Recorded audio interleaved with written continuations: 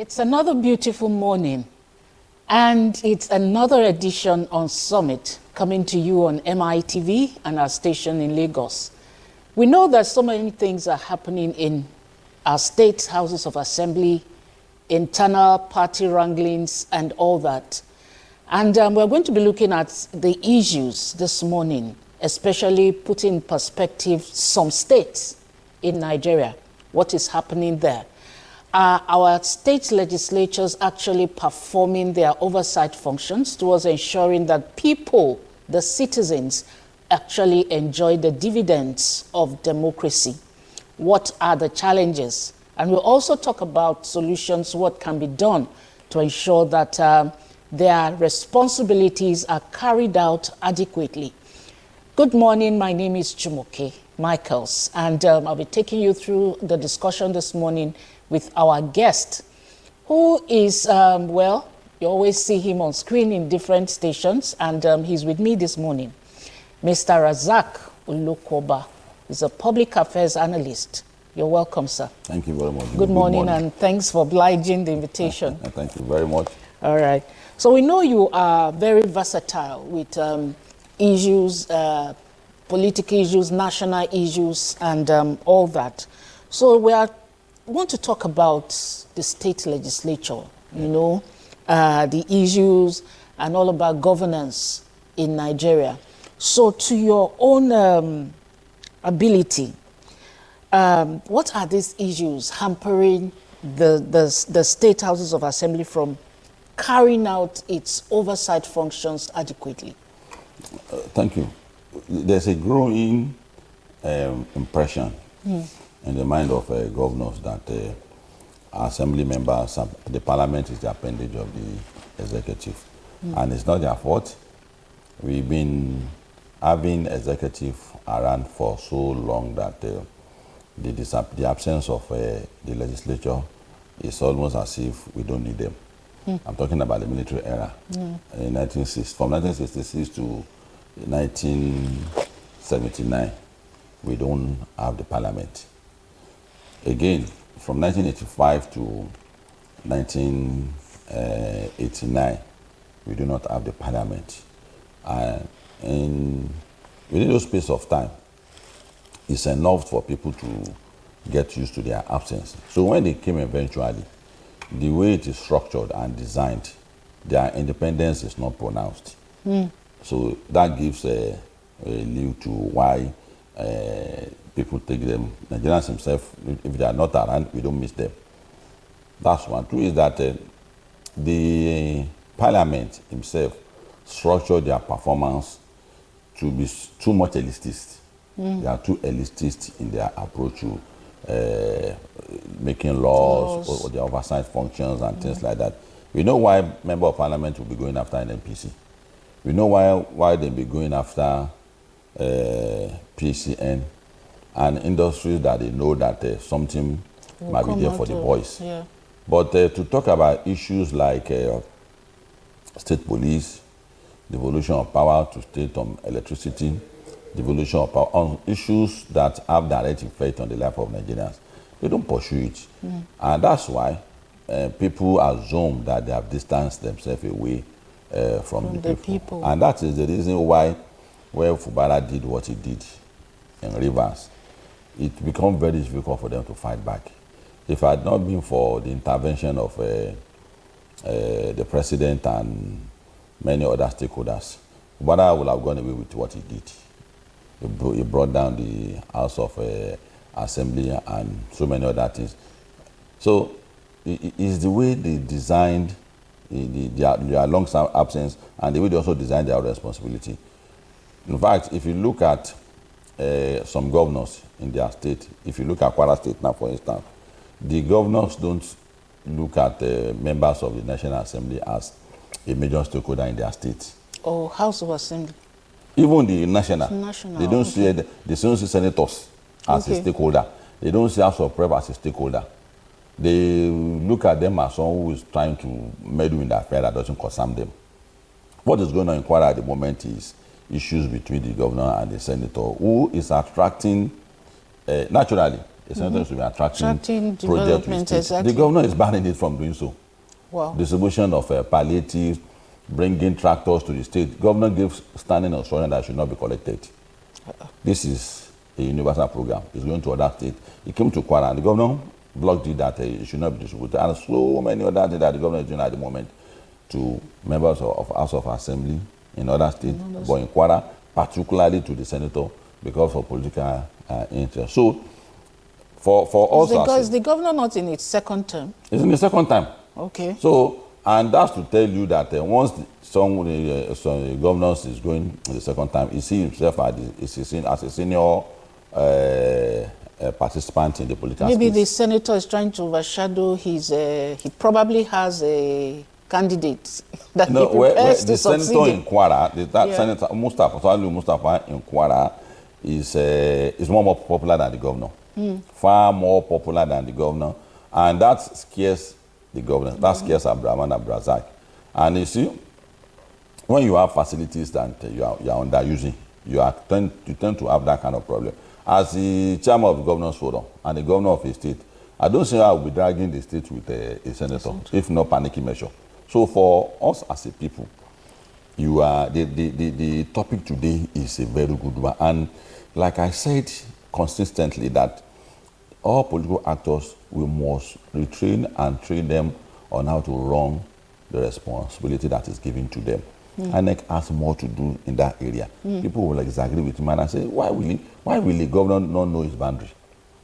Then the members of the parliament themselves must assume a space in the political affair of this country to such an extent that we must constantly go around to them. You're already talking about solutions. Hold on, please. Okay. Okay, so from what you have said now, you have just pointed out that there are issues of limited internal democracy. Yeah. Because leadership often imposes from above rather than being elected by the masses. What you have just said now, the governor antagonizing a senator because he sees him as a threat. Yes. Now, going forward, because it also exhibited itself, that trait exhibited itself in Rivers, Lagos, you know. So looking at it in that light, is there a way forward? Is that the right thing we should be seeing when it comes to governance? You see, let me start from Lagos. Even Kano. Even Kano.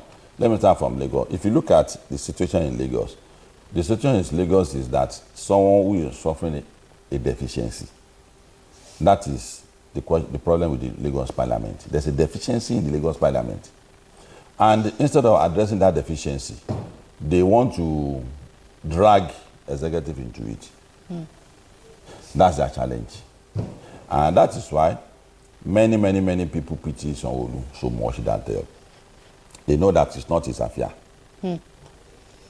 For 5 years, we have been intervening in the matter of the parliament in Lagos, where a speaker has suddenly forgotten that we are equals with this my colleague. He's just the first among equals. Yes. It is part of the way it is structured. Because if it is a conscious thing, you will know definitely that everything I do here must come from the decision of my colleagues. Which is where the problem started from. The speakership has suddenly forgotten that these are my colleagues, and it treats them like to the extent that an economic tool is the budget. You want to mismanage it by not doing the needful on time, and that's where I said that you are trying to drag executive into it. That's part of the efficiency of the parliament. So, and in the other way around, you know, every other issue has its own negative and the positive side. The negative side of what is happening to them is the panicking measure they want to do by dragging the executive into it, because they were left alone. Executive was not intervening in their matter. In other instances, it's not like that. The good thing is that the other states want to do their duty. It is the governor that bars them from doing so. That's the example of Rivers and Kano, and by extension Edona, the raging crisis between. So what we do, what the governors need to know, do and understand is that you must respect all the arms of government, the judiciary, the legislature, and the executive.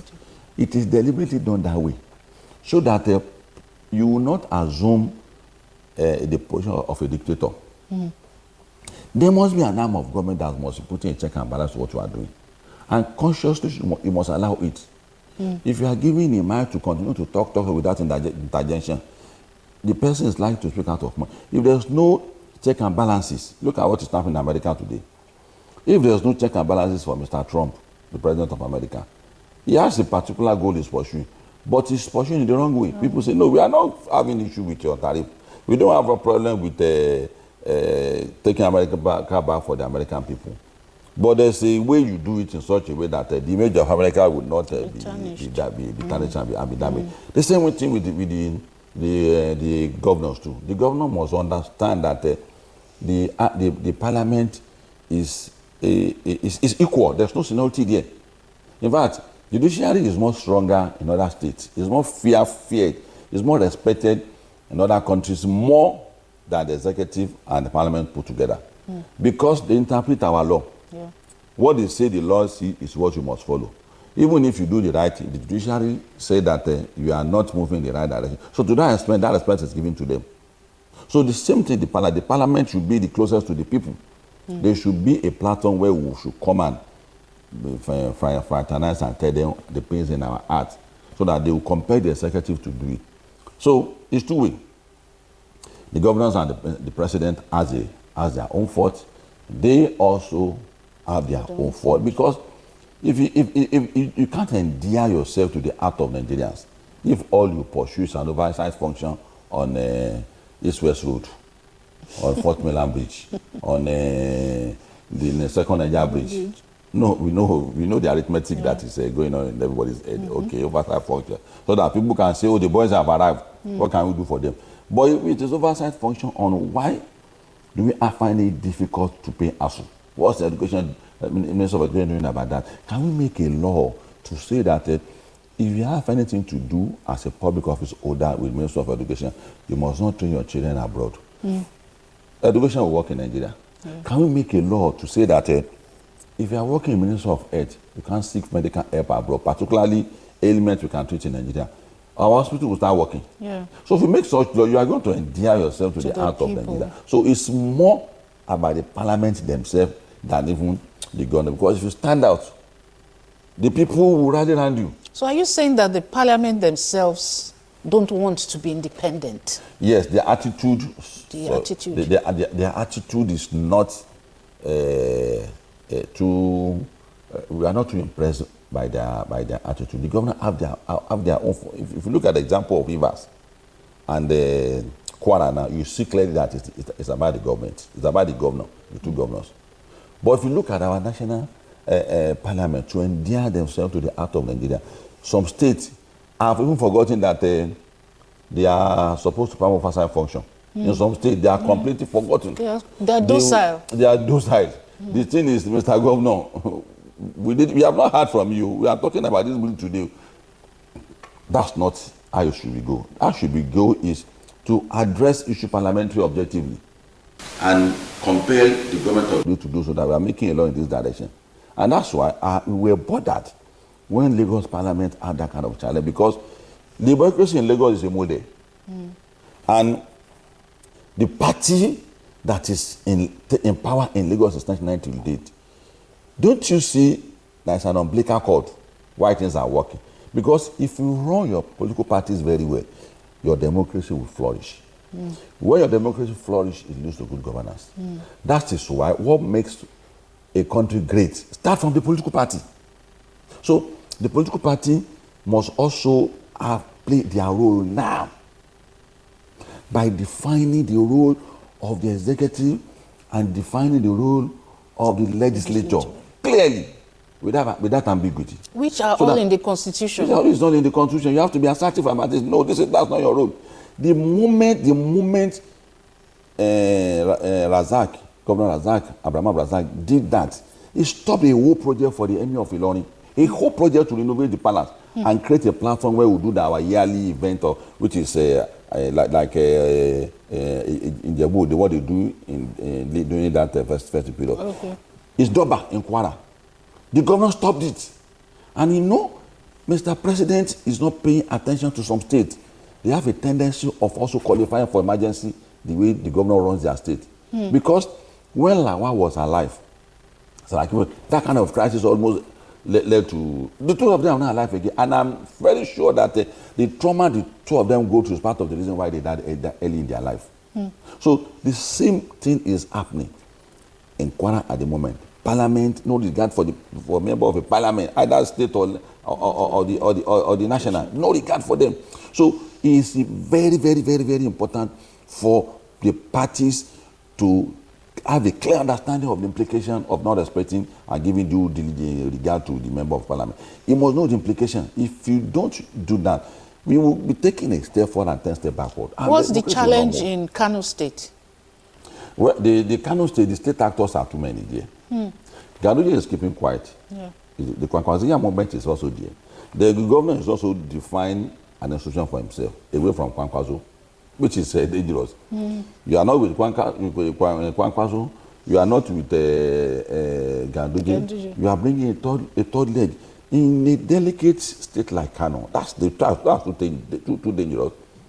And that is why the violence in Kano will keep erupting.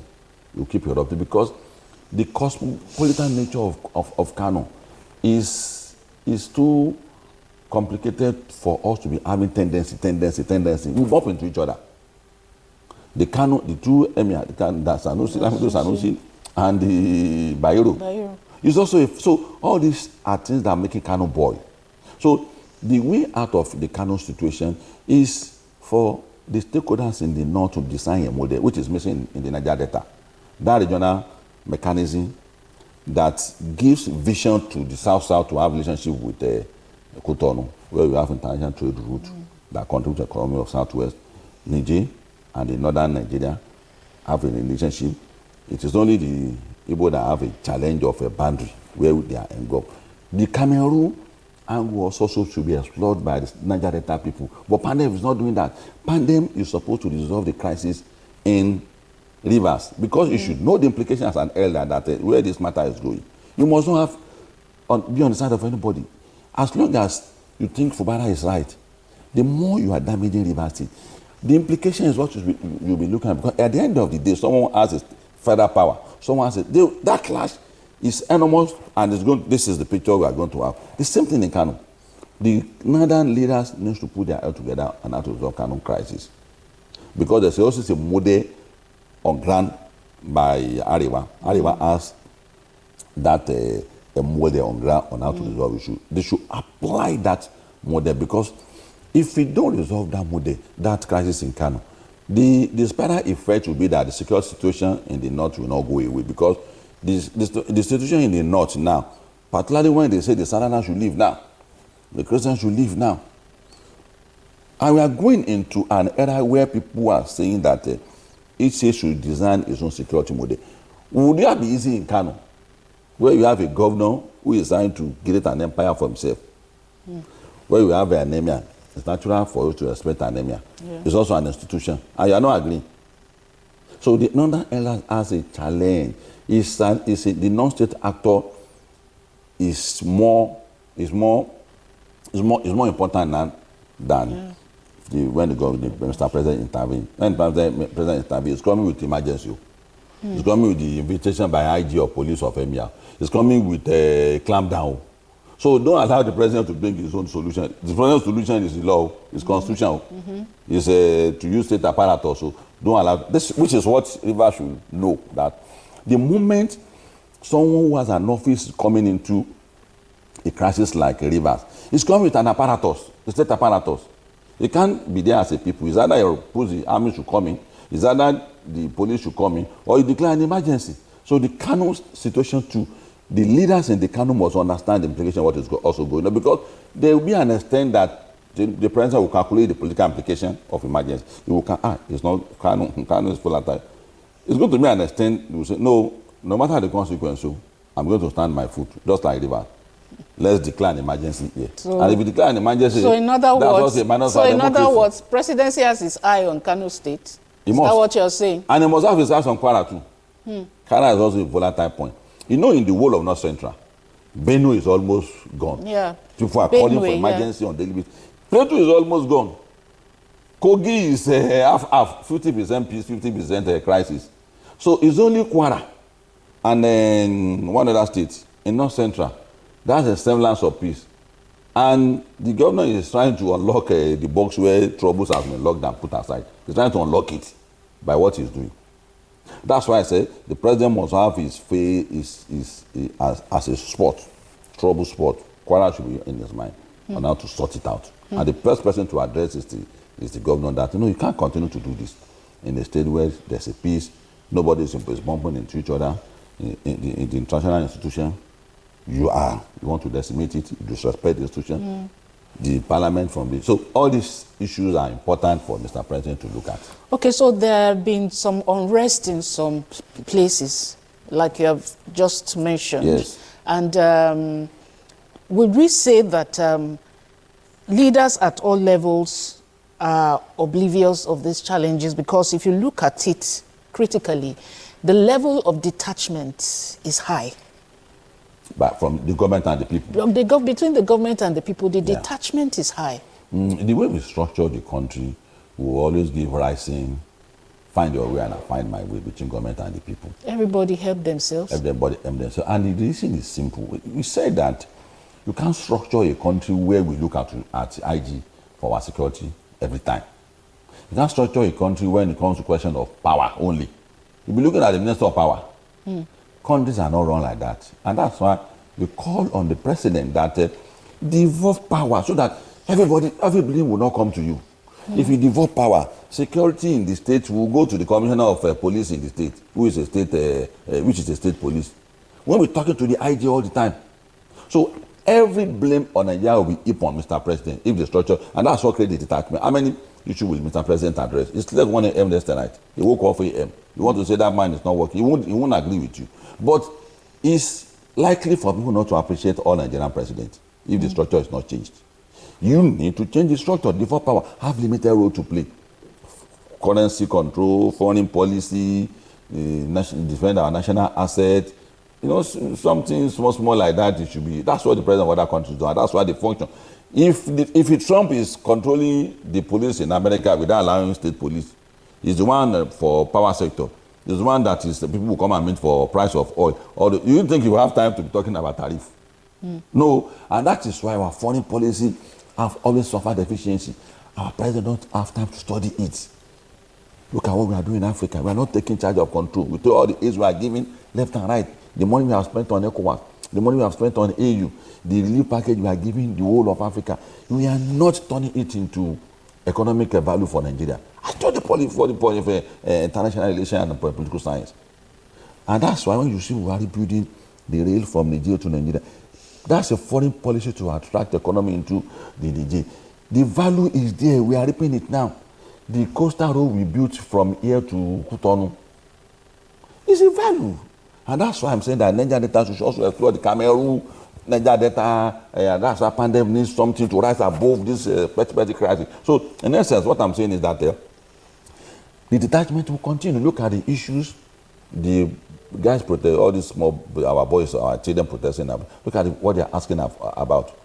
They say that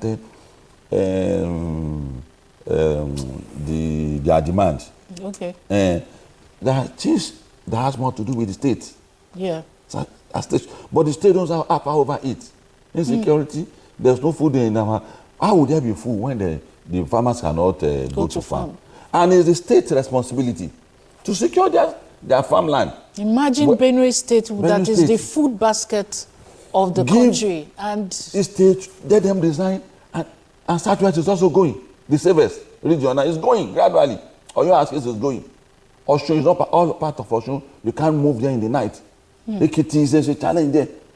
If you go to Kwara now, in Kwara South, half of the Obas, the kings, don't sleep in their palace again. They have run away. Which is what the governor should be talking about. It's not to be running after one senator. So if you put all these things together, you will know that there's a need to give the governors more responsibility so that the people will come and be meeting the governor. They won't be talking about the president again. So detachment is a structural issue. It's as a result of the structure. And because the president is there, how many of us want to reach him? Exactly. Exactly. But if his responsibility doesn't have anything to do with if it is just foreign policy, some issues that is universal for any president to perform. But if everything about our, including our refineries, about the president. But even though the president, I'm sure, knows these things. And that is why. But it's like they enjoy the power themselves and don't want to be able to bridge this gap of detachment. For him, he's moving towards it. Okay. But we must not keep quiet though. Nigerian president can easily be distracted. Not their fault. Sensitive issues on their table keep distracting them from one sensitive issue. It's about the protest today. It can be ASUU tomorrow. It can be and all these issues, you can't say you should not attend to them. But when you have to attend to 560 sensitive issues per day, how will he be a master of his government? He can't master his government correctly.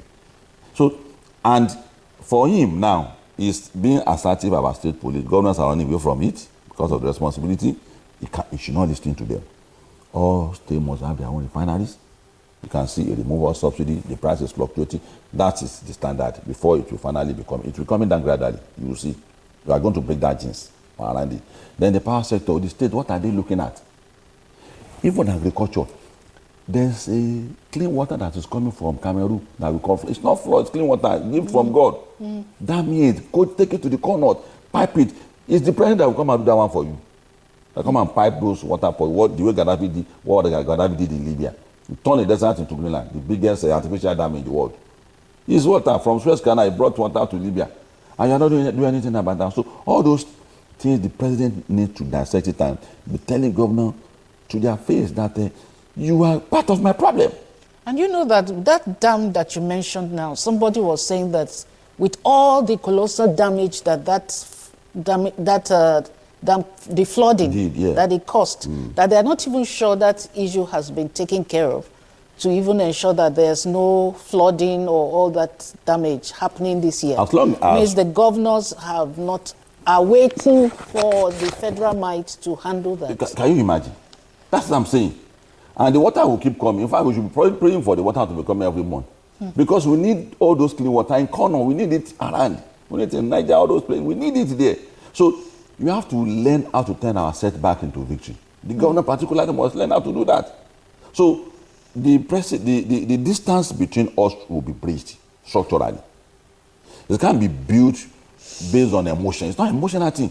And that's why we tell the young people that your demands should be explanatory. Don't make it vague. You want food. Why? You must be able to dissect. The president will take you serious. When you tell him his problem and the solution, he will understand what you are saying. The problem is I don't have any farmland. I'm not selling food. I'm not the president of Nigeria. How do I make food sell? Tell Mr. President that compel your governors to secure their state. Give them the power to secure their state. There is no state in this country that doesn't have one crop or the other that is producing. Lagos is fish. Good fish in Lagos. My own state, Kwara North can feed the whole of West Africa. The whole of West Africa. But the road to the place is bad. Our government is waiting for Mr. President to come out. So all these issues is an headache at times. And if you look at the constitution at times, you look at the barrier they have on our constitutions also. There's only some governors, one to do was also there. We took some courage and said that either you are going to pay me or not, I will do this Mushin road.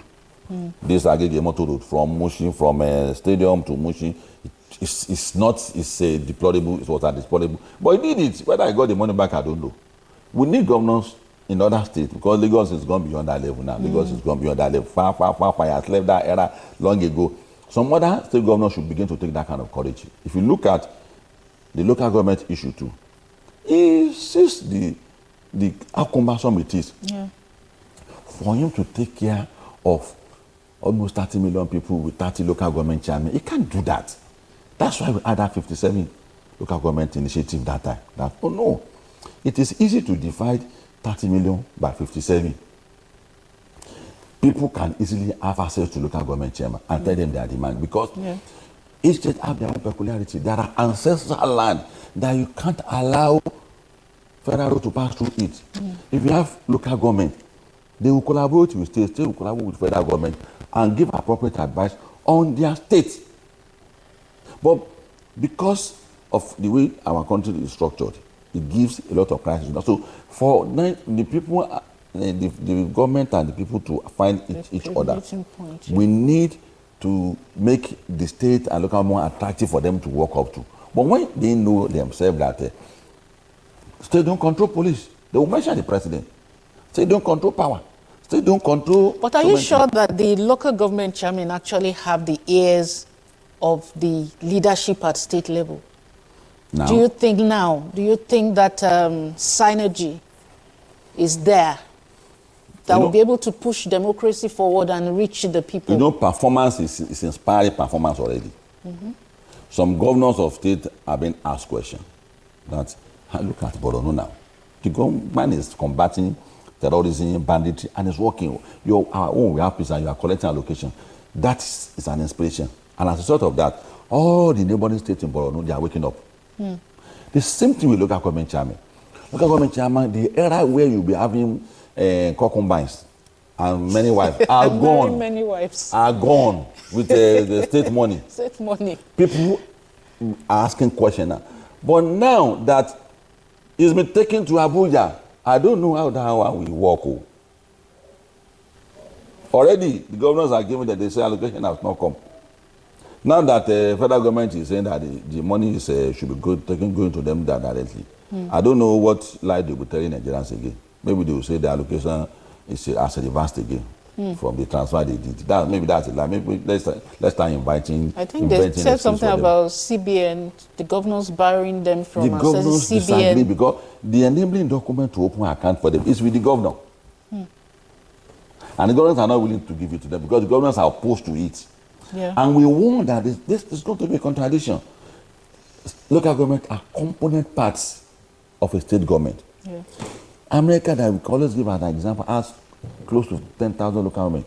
They are component part of the state. It is the state that will decide the number of local government they want. That's why the funding must be done by the state. Let the state handle the funding themselves. Let the state control their resources. So you don't support this local government autonomy? I am a chartered public administrator and local government. I'm an expert in that field. There is no way in the Nigerian constitution where local government is called a third tier. It's not in our constitution. It's a conjecture by Nigerians. That it's not in our constitution. It's a conjecture. They are the third tier. It's not in our constitution. So they are not a third tier. They are part of state. But let's see what the president is trying to do with it. Let's see how it's going to improvise. Because a day when we have someone who is not a Democrat as a president, it's going to weaponize it too. He's going to take control of local government, and by extension, he's going to control the entire country through the local government chairman. Give them perks of us, give us so many times, say, be loyal to me. Don't your go. And if it has been like this, Obasanjo will have had his third term. All right, so the other time you were talking about solution already, you said something about the qualification of the people we have in parliament, you know, in areas of technological knowledge and expertise, you know. Are you satisfied with the level of education? I know the Constitution stipulates school sets, but the way economy is going, do you think, you know, that benchmark is still being sufficient for what we have today?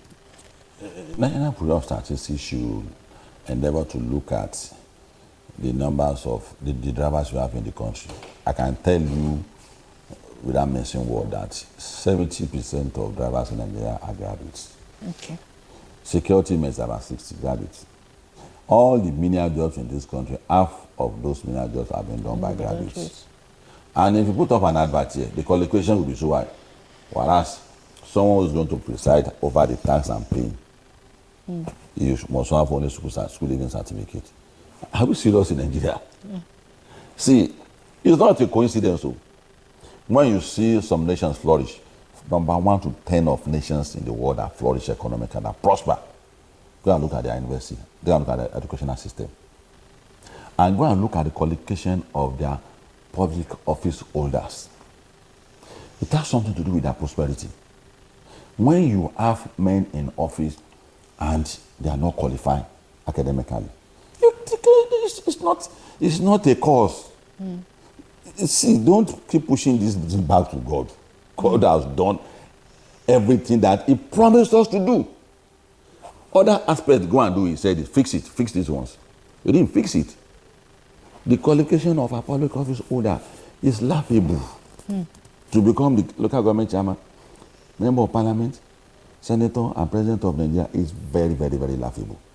And I think it is time for us to admit, the courage to admit that part of the reason why we are where we are is because our public office is being held by people who are not academically sound.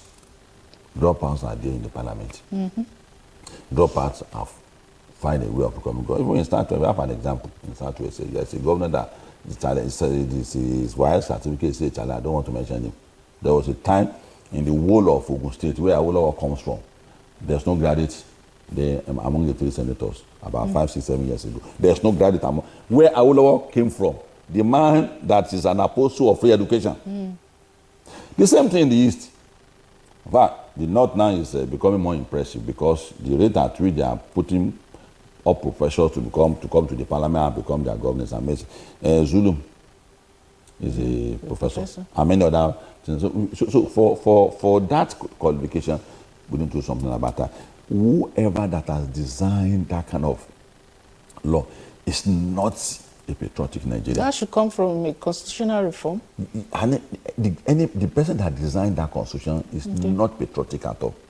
It's unfair to Nigeria. And see, we must document such things. If you document it and expose it out that all of you that have in hand in non-restructuring Nigeria, you are the enemy of your people. If you are a northerner, you are a southerner. If you are not in support of state police, you are not in support of that. And you are also the one that said that the primary school holder should be the president of Nigeria. You are not patriotic. So, for good governance to come, there must be you must be sound academically.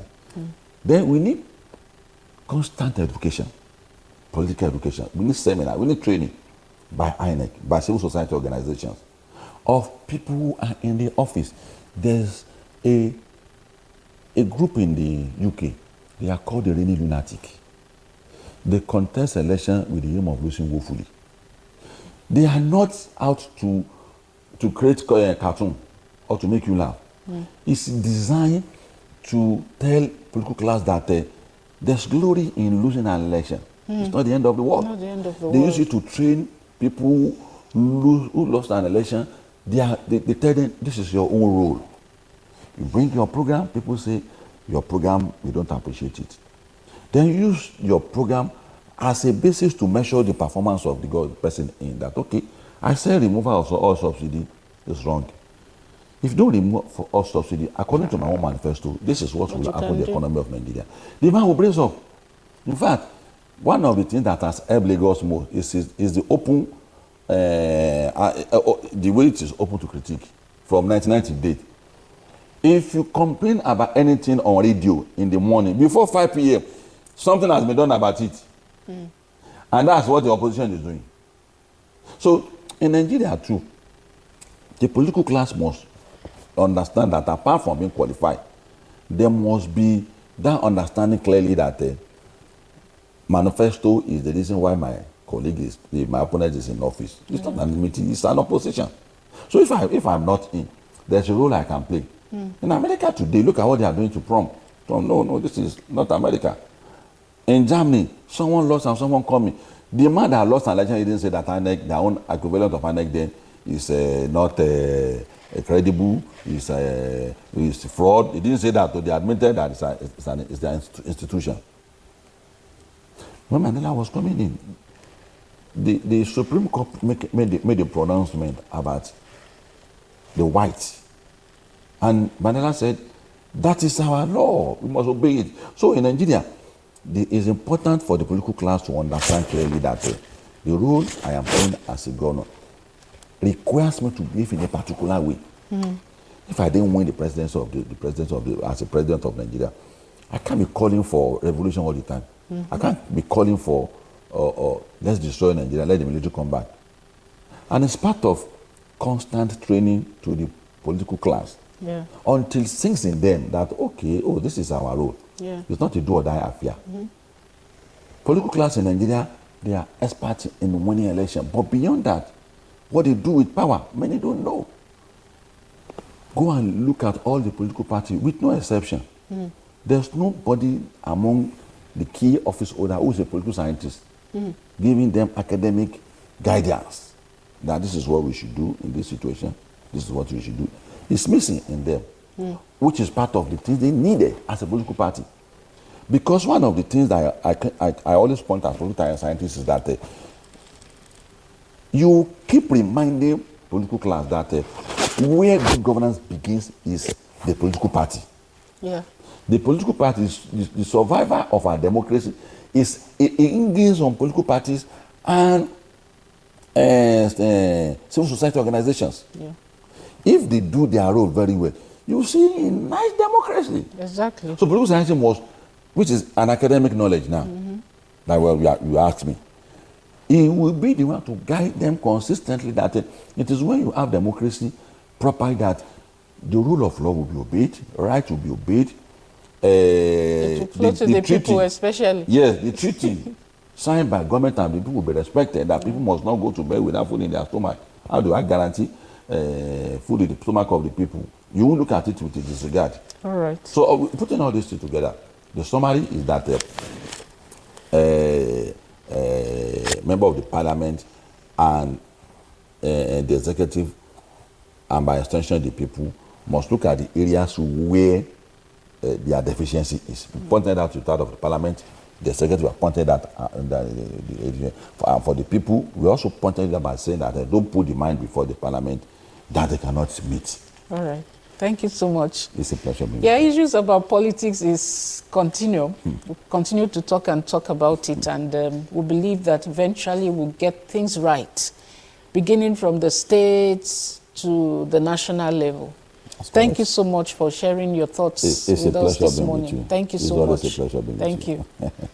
All right, still on Summit, we'll be moving on to the next segment of the program, talking about, or rather showcasing another aspect of development in Lagos State, in another sector. Please stay with us and enjoy that package. I'll see you again in our next edition of Summit. Bye-bye. Governor Sanwo-Olu conducted an on-the-spot assessment of the Independence Bridge. The governor took full responsibility and apologized to motorists who endured prolonged traffic gridlock for several hours last week, following the closure of the Independence Bridge in Victoria Island, Lagos. The governor was accompanied by the State Commissioner for Transportation, Mr. Oluwaseun Oshiemi, his Information and Strategy counterpart, Mr. Gbenga Omotosho, and Special Advisor to the Governor on Transport, Honorable Sholagiwa, among others. In his speech, he noted that work on the bridge had commenced earlier, but the full impact became evident due to the road closure. Governor Sanwo-Olu offered his apology, stating that inadequate public communication and planning regarding the road closure contributed to the traffic congestion witnessed by motorists last week. Victoria Island from the Bonny camp into the marina side of Lagos Island, and it's been the oldest even in this entire corridor. But what has happened is this approach end from Victoria Island going into Marina has been under severe threat. So what Buildwell had done over the past couple of years first was to stabilize, beneath, which we can't see. They've done a whole lot of sheet piling underneath the bridge to protect and to hold the integrity, this while. But the real job is that there's like a 15 to 20 meters, span on the bridge, which is sitting on nothing. Over the years, erosion has gone underneath and it's sitting on nothing. So that is indeed an engineering disaster that is just waiting to happen. One day, God forbid, if the part of the bridge just collapses, it will take you right into the water. So they've been on this conversation on what is the best time for us to move in and solve this problem once and for all. So that's the, but as a government, we must be able to take responsibility. And the responsibility is that maybe we did not communicate long enough. We did not communicate adequately enough to tell our citizens that from Monday, Tuesday, 2 days ago, that this bridge was going to be open. One side of it, actually, it's not the entire bridge. is the one from Victoria Island to Marina that was going to be closed for 5 to 6 weeks, and so that is a responsibility that I'm leading to take charge, now. So what we are now, explaining to our citizens, this thing, given what they've done in the past 2 days, in my view, and from engineering conversation, makes it difficult to reverse it. They've actually excavated, the subsoil and everything, and we're beginning to see water underneath. So one of the things that we're going to see very quickly is that they're going to advance the work very quickly. They'll probably be working into the night, and to see how they can reduce the timeline from the 6-7 weeks that they are planned to about 4 to 5 weeks. It's engineering. They are going to need to do, what they call piling. They have to do, it's like a decompile, but it's a short span. It's like a decompile that has to sit also on the concrete. If they don't do it and let it cure well, it will also be an engineering failure. So in terms of length of time, in terms of the strength of the material they need to do, it has to also work and wait for all of that to happen. But the commitment which the management of Buildwell is telling us is that they will even work longer hours, they work quicker, and they have everything, to make it happen. But you cannot go into concrete mixing if you don't excavate. You cannot mix, you cannot do design if you don't have proper, measurement and the rest of it. So, so what I've also seen here is that they are committed to ensuring that they can bring that solution once and for all, into taking us out of a future or a possible disaster. But taking this forward, what are the solutions or what are the remedies that we can begin to put up? So it's really just around patience, and we observing the road furnitures and observing, the traffic officers and the security operatives that are going to be doubling, and in all of the nooks and crannies of Lagos. So part of the things that you see us that we're going to clean up the entire, Obalende axis. People can now have alternatives going towards Obalende, going towards Kefi, going towards off Awolowo Road to St. Finbar's Road, and ensuring that all of those other axes are free. There are no parking, there are no double parking on the road. Danfos and Keke Maro and all of that usually take, one way are completely off it. Even right from the AIG Zone 2, office around Oniko here, all of these places have to be cleared and free of traffic movement. If we can do all of that, it will not solve all the problems, but at least it will give alternatives, better and quicker alternatives for movement of traffic in and around Victoria Island and Ikoyi, which is the part, that we're needing to deal with here. Like I said, it was a case of we all rushing out yesterday after a very long holiday, after a very long weekend for 4 or 5 days. People needed to get to work immediately. People needed to get back to school. And businesses needed to start. And this part of the city is like what we call the CBD, which is the business district. And so, because of the inadequate communication, and I would take responsibility, ineffective communication, because they had started even before then.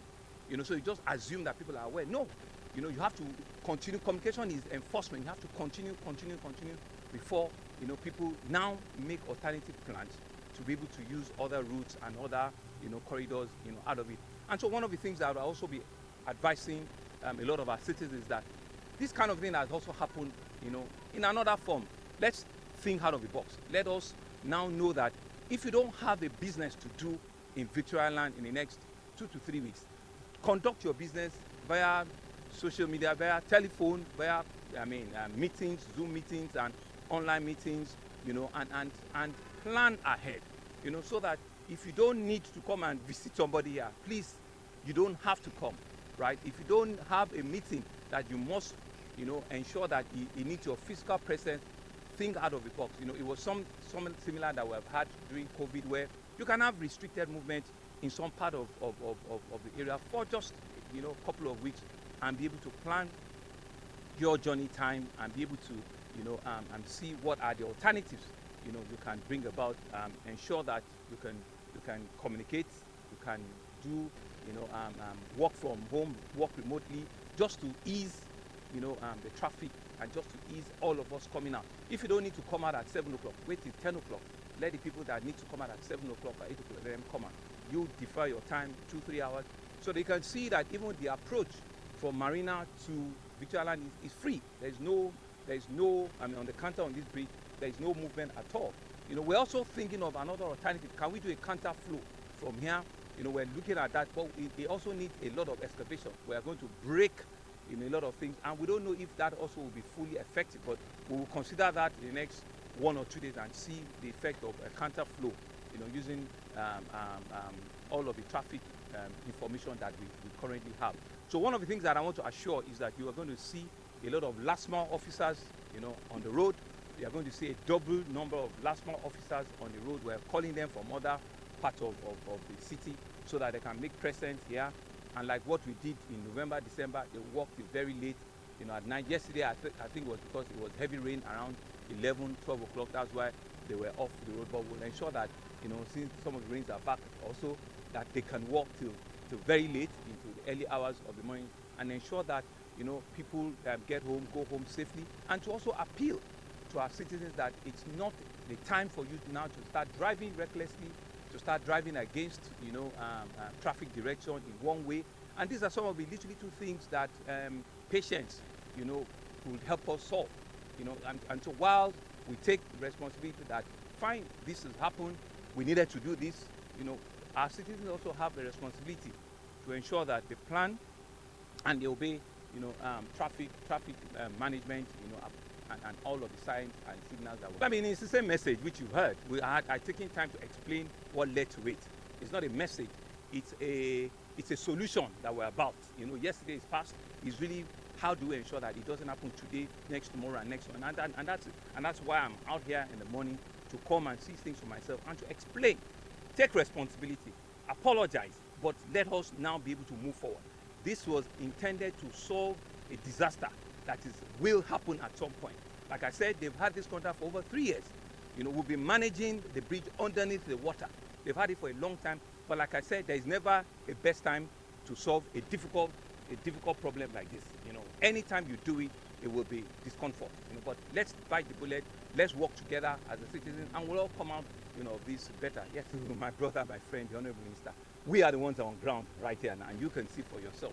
It's not about name mentioning or blame game or anything. We are in the same government, and we know that the intendment are good intentions. Like I keep saying, it is because there is a disaster for over 3 years. If you have a contract for over 3 years and you've not been able to fully implement the thing, if anything happens, you will be one of the people that will say that, why did you not take this difficult decision? Everybody wants a bridge. Nobody wants it in front of his house. That's always a but. If you take a decision that we need to build a bridge, we have to build the bridge, irrespective of if it's in front of your house. That's the solution. You come in here, you're seeing that they've started in the past 2-3 days. They've done a lot of excavation. In fact, we're looking at water right underneath. So even for them to attempt to want to bring that back, it will take 2 weeks. So you cannot, the bridge is not a place where you just put sand and people will roll and just, no. What if it caves in again? What if cars now go right into the water? So like I said, we are the ones on the ground. We will advise. But following public outcry as a result of the bridge closure, the Minister of Works, David Umahi, ordered the immediate reopening of the bridge on Thursday.